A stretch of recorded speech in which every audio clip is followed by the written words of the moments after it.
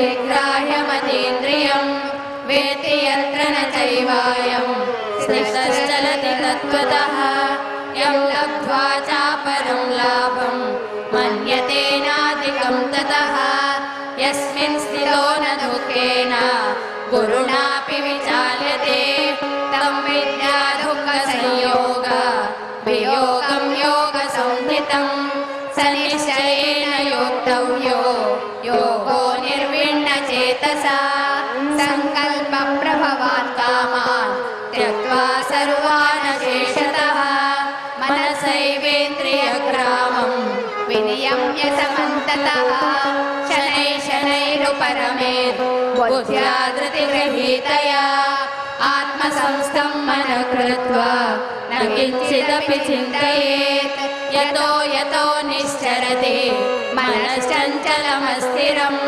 ततस्ततो नियमैतदा आत्मन्येव वशं नयेत् प्रशान्तमनसं ह्येनं योगिनं सुखमुत्तमम् उपैति शान्तरजसं ब्रह्मभूतमकल्मषम् युञ्जन्नेवं सदात्मानं योगी विगतकल्मषः सुखेन ब्रह्म संस्पर्शम् अत्यन्तं सुखमश्नुते सर्वभूतस्थमात्मानं सर्वभूतानि चात्मनि ईक्षते योगयुक्तात्मा सर्वत्र समदर्शनः यो मां पश्यति सर्वत्र सर्वं च मयि पश्यति तस्याहं न प्रणश्यामि स च मे न प्रणश्यति सर्वभूतस्थितं यो मां भजत्येकत्वमास्थितः सर्वदा वर्तमानोऽपि स योगी मयि वर्तते आत्मौपम्येन सर्वत्र समं पश्यति योऽर्जुन सुखं वा यदि वा दुःखं स योगी परमो मतः अर्जुन उवाच योऽयं योगस्त्वया प्रोक्तः सामेन मधुसूदन एतस्याहं न पश्यामि चञ्चलत्वा स्थितिं स्थिरा चञ्चलं हि मनः कृष्ण प्रमाथि बलवदृढं तस्याहं निग्रहं मन्ये वायोरिव सुदुष्करम् श्रीभगवानुवाच असंशयं महाबाहो मनो दुर्निग्रहं चलम् अभ्यासेन तु कौन्तेय वैराग्येण च गृह्यते असंयतात्मना योगो दुष्प्राप इति मे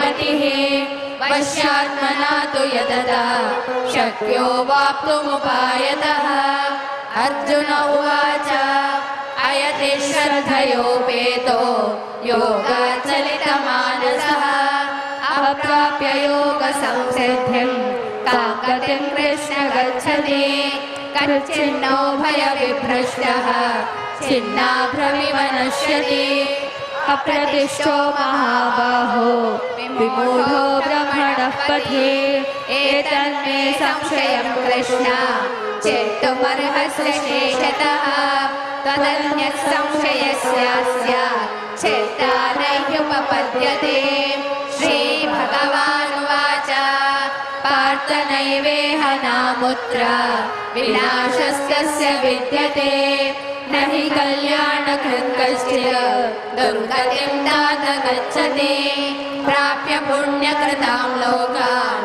उषित्वा शाश्वती समाः शुचीनां श्रीमतां गेहे योगभ्रष्टोऽभिजायते अथवा योगिनामेव कुले भवति धीमताम् एतद्धि दुर्लभतरं लोके जन्म यदीदृशम् तत्र तं बुद्धिसंयोगं लभते पौर्वदेहिकम् यतते च ततो भूयः संसिद्धौ कुरु नन्दन पूर्वाभ्यासेन तेनैव ह्रियते ह्यवशोऽपि सः जिज्ञासुरपि योगस्य शब्दब्रह्माति वर्तते प्रयत्नायतमानस्तु योगी संशुद्धकिल्बिषः अनेकजन्म संसिद्धः ततो याति परां गतिम् तपस्विभ्योऽधिको योगी ज्ञानिभ्योऽपि मतोऽधिकः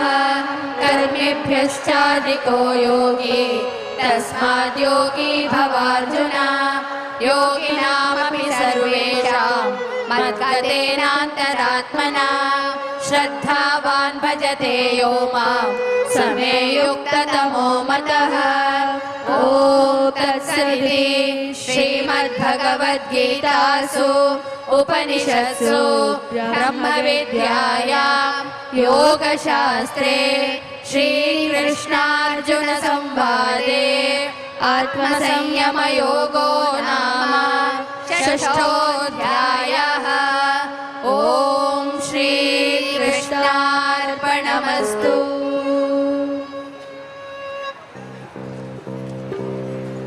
अथ सप्तमोऽध्यायः ज्ञानविज्ञानयोगः।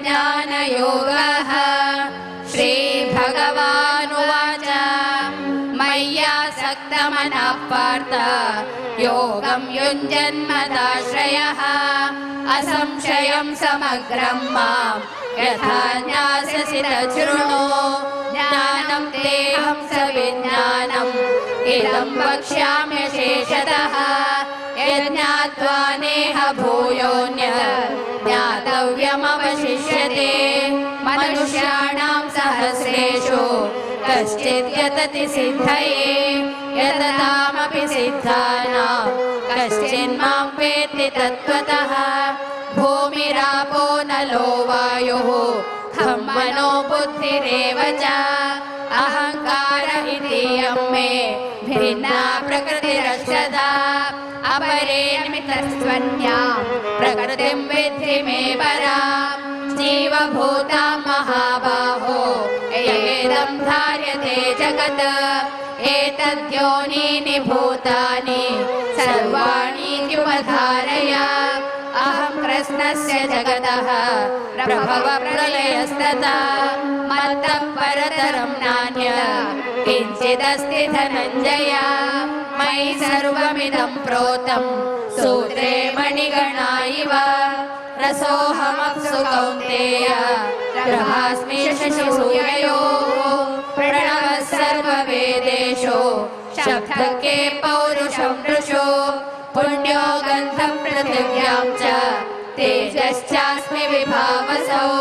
जीवनं सर्वभूतेषु तपश्चास्मि तपस्विषु। बीजं मां सर्वभूतानां विद्धि पार्थ सनातनम्। बुद्धिर्बुद्धिमतामस्मि तेजस्तेजस्विनामहम्। बलं बलवतां चाहं कामरागविवर्जितम्। धर्मा विरुद्धो भूतेषु कामोऽस्मि भरतर्षभ। ये चैव सात्विका भावा राजसास्तामसाश्च ये मत्त एवेति तान् विद्धि न त्वहं तेषु ते मयि।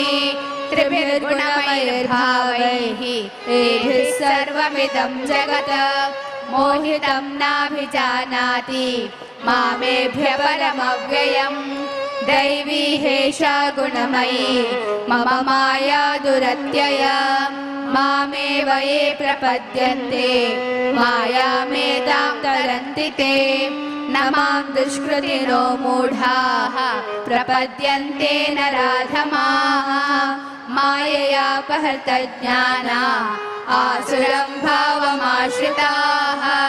चतुर्विधा भजन्ते मां जना सुकृतिनोऽर्जुन। आर्तो जिज्ञासुरर्थार्थी ज्ञानी च भरतर्षभ। तेषां ज्ञानी नित्ययुक्तः एकभक्तिर्विशिष्यते। यो हि ज्ञानिनोत्यर्थम् अहं स च मम प्रियः। उदारा सर्व एवैते ज्ञानी त्वात्मैव मे मतम्। आस्थितः स हि युक्तात्मा मामेवानुत्तमां गतिम्। बहूनां जन्मनामन्ते ज्ञानवान् मां प्रपद्यते। वासुदेवः सर्वमिति स महात्मा सुदुर्लभः।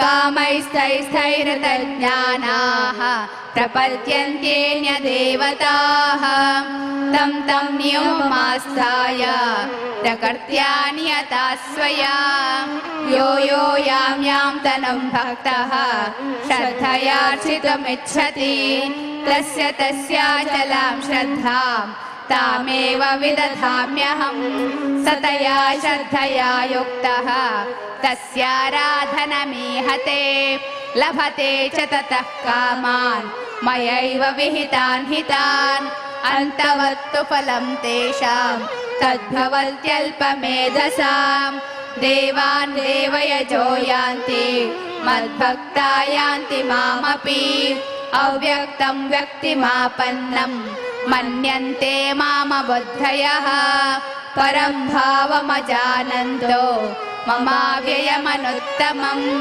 नाहं प्रकाशः सर्वस्य योगमाया समावृतः मूढोऽयं नाभिजानाति लोको मामजमव्ययम् वेदाहं समतीतानि वर्तमानानि च अर्जुन भविष्याणि च भूतानि मां तु वेद न कश्चन इच्छाद्वेषसमुत्थेन द्वन्द्वमोहेन भारत सर्वभूतानि सम्मोहं सर्गे यान्ति परन्तप येषां त्वन्तगतं पापं जनानां पुण्यकर्मणां ते द्वन्द्वमोहनिर्मुक्ता भजन्ते मां दृढव्रताः जरामरणमोक्षाय मामाश्रित्य ನಿರ್ಭೀತ, ನಿಷ್ಪಕ್ಷಪಾತ, ವಿಶ್ವಾಸಾರ್ಹ ಸುದ್ದಿಗಳಿಗೆ ಮತ್ತೊಂದು ಹೆಸರಾಗಿರುವ ನ್ಯೂಸ್ 18 ಕನ್ನಡ ಈಗ ಆಪ್ನಲ್ಲೂ ಲಭ್ಯವಿದೆ. ದಯವಿಟ್ಟು ಇಲ್ಲಿರುವ QR ಕೋಡ್ ಸ್ಕ್ಯಾನ್ ಮಾಡಿಕೊಂಡು ಆಪ್ ಡೌನ್ಲೋಡ್ ಮಾಡೋದಕ್ಕೆ ಮರಿಬೇಡಿ. ನಿಮ್ಮ ಬೆಂಬಲ ಹೀಗೆ ಸದಾ ನಮ್ಮೊಂದಿಗಿರಲಿ. ಧನ್ಯವಾದ.